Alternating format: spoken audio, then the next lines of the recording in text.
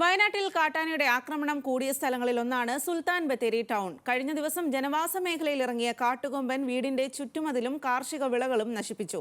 പുൽപ്പള്ളി റോഡിലിറങ്ങിയ യാത്രക്കാർക്കും ആന ഭീഷണിയായി. മേപ്പാടിയിലെ കാട്ടാന ആക്രമണത്തിൽ ഒരാൾ കൊല്ലപ്പെട്ടതോടെ നാട്ടുകാർക്ക് വലിയ ഭീതിയാണ്. വയനാട് വന്യജീവി സങ്കേതത്തോട് ചേർന്ന് സ്ഥിതി ചെയ്യുന്ന KSRTC ഡിപ്പോ പരിസരത്താണ് കഴിഞ്ഞ ദിവസം കാട്ടുകൊമ്പനെത്തിയത്. സമീപത്തെ കാരാപ്പുഴ കോട്ടേഴ്സ് വളപ്പിലൂടെ മതിൽ തകർത്തെത്തിയ കാട്ടാന പുൽപ്പള്ളി റോഡിന് സമീപത്ത് കോട്ടേഴ്സിന്റെ മുന്നിലെ മതിലും തകർത്തു.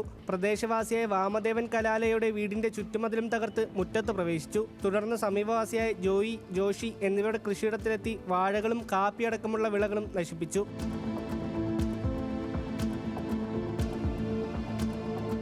ഇതിനിടെ മണിക്കൂറുകളോളം പുൽപ്പള്ളി റോഡിൽ നിലയുറപ്പിച്ച കാട്ടാന ഇതുവഴി സഞ്ചരിച്ചവർക്കും ഭീഷണി സൃഷ്ടിച്ചു. പലരും തലനാഴിഴയ്ക്കാണ് രക്ഷപ്പെട്ടത്. മുമ്പും ഈ ഭാഗത്ത് കാട്ടാനയുടെ ശല്യം ഉണ്ടായിട്ടുണ്ട്.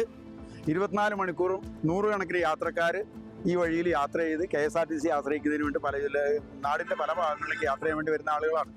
അവരൊക്കെ ഈ ആനയുടെ മുമ്പിൽ പെടുകയും അവരുടെ ജീവന് വലിയ ഭീഷണിയായിട്ടുണ്ട്. ഇത് നമ്മൾ പല പ്രാവശ്യം ഫോറസ്റ്റ് അധികാരികളുടെ ഫോറസ്റ്റ് മന്ത്രി മുതൽ ഇങ്ങോട്ട് DFOയുടെ വരെ ശ്രദ്ധയിൽപ്പെടുത്തുകയും ഇവിടെ അതിന് വേണ്ടിയിട്ട് ഒരു ആക്ഷൻ കൗൺസിൽ രൂപീകരിക്കുക. ആക്ഷൻ കൗൺസിൽ വളരെ സജീവമായിട്ട് കഴിഞ്ഞ 3 വർഷമായി പ്രവർത്തിക്കുകയും ചെയ്യുന്നുണ്ട്. ഞങ്ങൾ ഈ കഴിഞ്ഞ മാസത്തിലും 100 കണക്കിന് ആളുകൾ ഒപ്പിട്ടുള്ള ഒരു മാസ് പെറ്റീഷൻ, കഴിഞ്ഞ മാസം യാന വന്നിരുന്നു.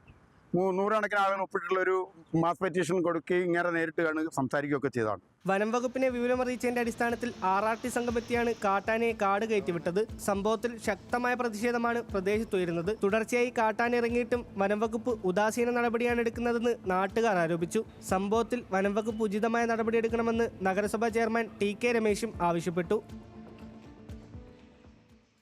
സുരക്ഷ ഒരുക്കുന്നതിന് വേണ്ടിയിട്ടുള്ള ഇടപെടൽ ഫോറസ്റ്റ് ഡിപ്പാർട്ട്മെൻറ്റിൻ്റെ ഭാഗത്ത് ഉണ്ടാകണം. അതിന് വേണ്ടിയിട്ട് DFനെ ഉൾപ്പെടെ കണ്ടുകൊണ്ട് അടിയന്തരമായി ഇടപെട്ടുകൊണ്ട് അതിന് ഭാഗമായി ചെയ്യും. തൊട്ടടുത്ത് തന്നെ കാരാപ്പുഴ കോട്ടേഴ്സുമായി ബന്ധപ്പെട്ടുകൊണ്ടുള്ള പ്രശ്നങ്ങൾ അവിടെയും അവിടെ ശ്രദ്ധയിൽ കൊണ്ടുവന്നുകൊണ്ട് ഗേറ്റ് അടയ്ക്കുന്നതിനും അതുപോലെ തന്നെ തൊട്ട് പുറകുവശം മതിൽ പൊളിഞ്ഞു കിടക്കുന്നുണ്ട് എന്നുള്ളതാണ് പ്രദേശവാസികളാകെ പറയുന്നത്.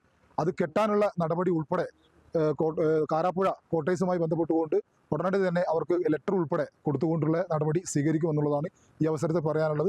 കാട്ടാനയുടെ ആക്രമണത്തിന് പിന്നാലെ പ്രദേശവാസികളും നഗരസഭാ ചെയർമാനും അടക്കം സമീപത്തെ വന്യജീവി സങ്കേതം മേധാവിയെ സന്ദർശിച്ച് കാര്യങ്ങൾ ധരിപ്പിച്ചു. പ്രദേശത്ത് പെട്രോളിംഗ് ശക്തമാക്കാമെന്നും നാശനഷ്ടങ്ങൾക്ക് ഉചിതമായ നഷ്ടപരിഹാരം നൽകാമെന്നുമാണ് നാട്ടുകാർക്ക് ഉറപ്പ് നൽകിയിട്ടുള്ളത്. ന്യൂസ് മലയാളം, വയനാട്.